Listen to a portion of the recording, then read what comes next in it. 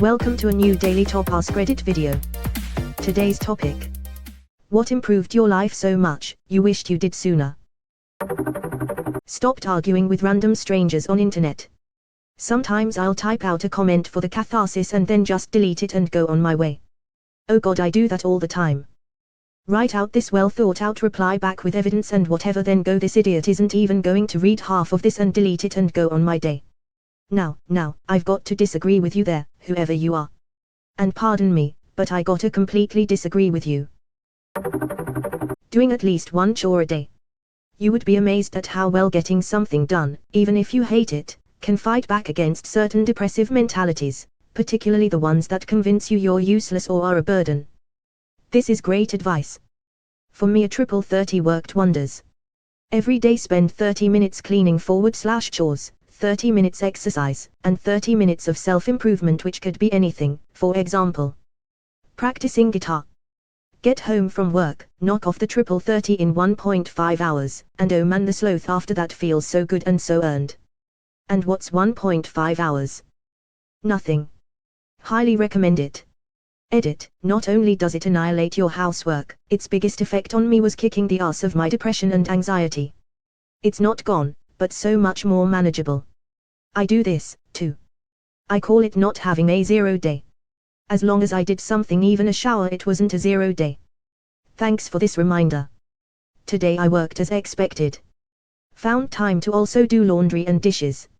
Made the kids dinner. I still feel guilty that I've been on Reddit for the past couple of hours. But I did real, actual work, and housework. I could have done more, but I didn't do 0. And that's something. So don't beat yourself up if your 1 or 2 things is all you can do for a day. It's infinitely more than 0. I started viewing things as potential experiences rather than just opportunities for achievement. Before that, for example, if I took a class, then I was only focused on the grade. If I couldn't get a good grade, I didn't like the class. Heck, I wouldn't even start a book if I thought it might be too hard or too long and I might not finish it. Then I realized the purpose of classes, and books and other things, was to learn, and that hard ones were likely the ones I learned the most from, even if I didn't get the best grade. I started doing all sorts of stuff with the idea that I just wanted the experience. Even if I was the worst one out there, who cares? I wasn't there for the achievement, I wanted to learn things. This works socially as well, and I started taking way more risks, telling myself that, at the very least, it would be a learning experience. I saw a saying once: it's only a failure if you stop trying, otherwise, it's an experiment. I love it. A good quote goes something along the lines of, to be good at something you have to be brave enough to suck at it for a while. Not sure if that's something someone famous says, but it's what I tell young people. Even old people. The great philosopher Jake the Dog once said, sucking at something is the first step to being kinda good at something. Moved away from the state I grew up in. I didn't know how unhappy I was. I had gotten used to being miserable, and now that I'm in a better area, I'm a completely different person. I did this but moved halfway around the world. It's amazing how much background stress is gone when I finally accepted that I was just not meant to be where I was. I miss my family, but we stay in regular contact, and I have a lovely found family here. Sometimes just up and getting out of a place that isn't for you is the best course of action. Learning to set boundaries and say no. It's so important to be able to do this, and while most people realize the benefits for yourself, it's so much nicer to have a partner you know will say no, and set boundaries.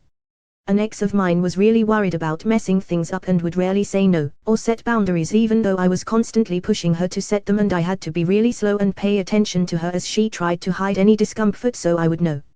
It stemmed from her past and how she was taught to act growing up, but we were able to work on it and she was much better later on.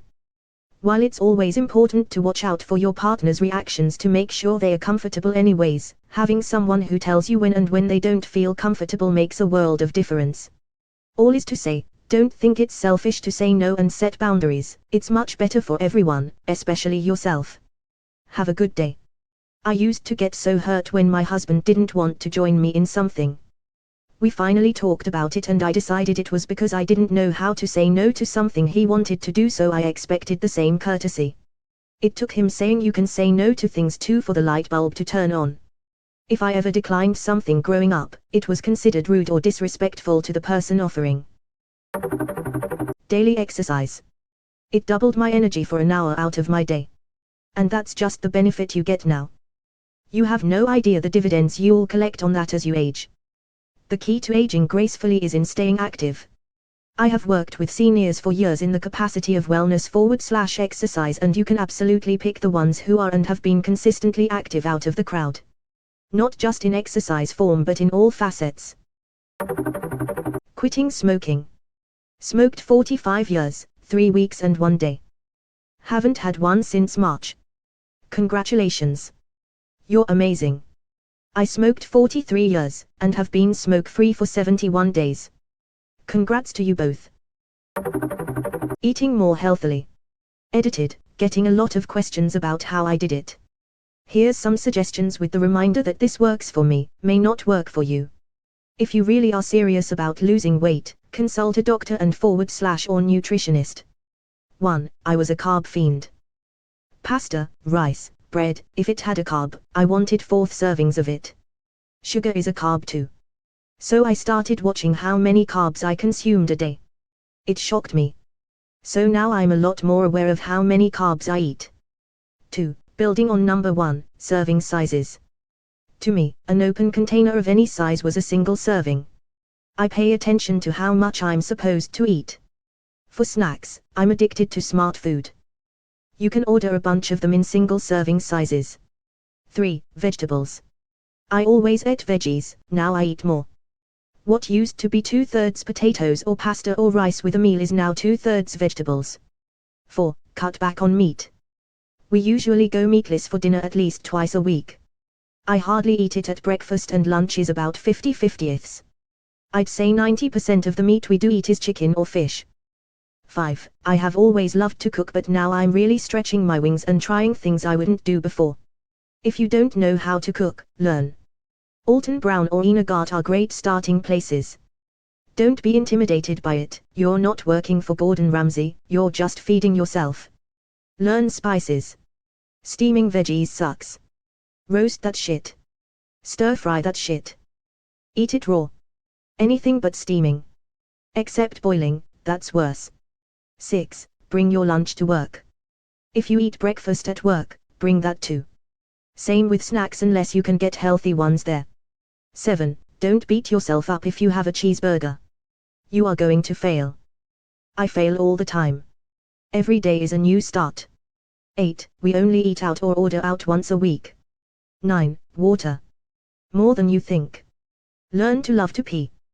10. I can't do this right now because I broke my foot, but a walk after every meal helps with your blood sugar. 10 minutes after breakfast and lunch, a half hour after dinner. 11. All things in moderation. You can have butter or cheese or fried foods, just not every meal. And keep to what you're supposed to eat, it's a lot smaller than you think. Anyway, that's some of the stuff that I personally did. It worked for me, it may not work for you. I'm not a dietitian, just a dude who wanted to lose some weight. I'm seeing this after I walked like a mile to buy doubts. Man, this maple bar is good though.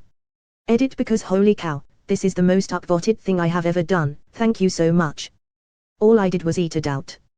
And because some people are asking, the distance of the trip was 2.2 miles full way. I said a mile because it sounds better. Hey, at least you had exercise. Reading books way more. I started reading science fiction and fantasy books instead of everything I read being great or literary, and I found I like reading things I enjoy more than things other people deem relevant or worthwhile. I've gotten really into audiobooks. I got rid of satellite radio because it's basically all I listen to in the car anymore. Makes chores go by much easier too. Mowing the lawn. Pop in the earbuds. Shoveling the snow. Earbuds. Laundry. Dishes. Earbuds. Just having a drink by the fire in the evening. Earbuds. I get really into big, epic, multi-book series, and it's just such a richer escape than you get watching TV. I want to recommend people get a library card and download ebooks/audiobooks from them. Most libraries use services like Libby, Overdrive, Hoopla, or Cloud Library. They allow you to borrow digital copies for free, straight to your phone/tablet. I've probably read or listened to more than 100 books this way. No idea how many thousands I've saved thanks to my local public library.